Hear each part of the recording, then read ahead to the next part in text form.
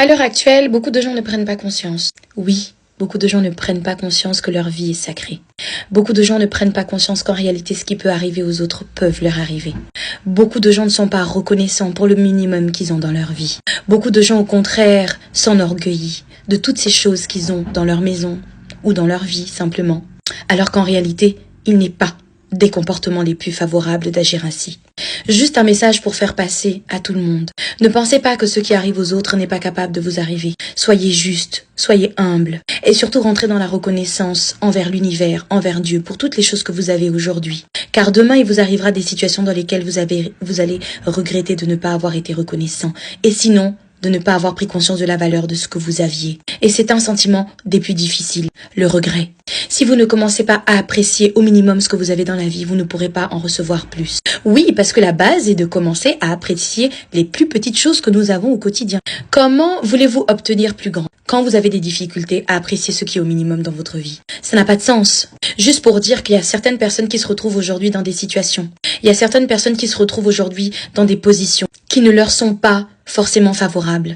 Arrêtez de vous dévaloriser, arrêtez de vous dénigrer, arrêtez de vous faire souffrir, arrêtez de vous appuyer sur ces difficultés comme étant simplement un tremplin pour vous tirer vers le bas.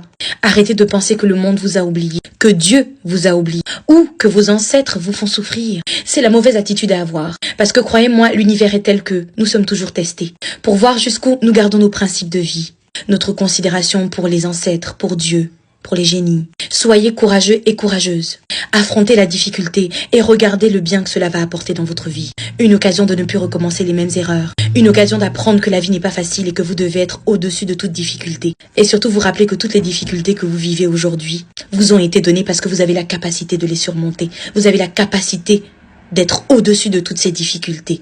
Dieu ne serait pas un Dieu injuste. Il est juste, ne l'oubliez pas. Alors le message important ici c'est: prenez les leçons derrière les moments difficiles.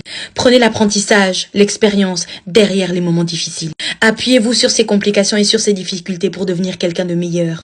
Pour prendre en courage, en force, en confiance en soi. Parce que si vous êtes là aujourd'hui, après avoir passé toutes les complications que vous avez eues dans votre vie, c'est que vous êtes capable de surmonter la difficulté dans laquelle vous êtes aujourd'hui. Rien n'est insurmontable. Tout est possible. C'est un message qui vient de mon cœur. J'avais envie de vous partager ça aujourd'hui. Et mettez en pratique tout ce que vous avez de plus beau, tout ce que vous avez de plus fort en vous. Vous êtes maître de votre avenir. Enjambez le pas et soyez victorieux face aux complications et aux difficultés. Ne les laissez pas gagner. Et là, vous découvrirez peut-être d'autres facettes de votre personnalité. Acceptez les difficultés, vivez-les et sortez de là. Passez.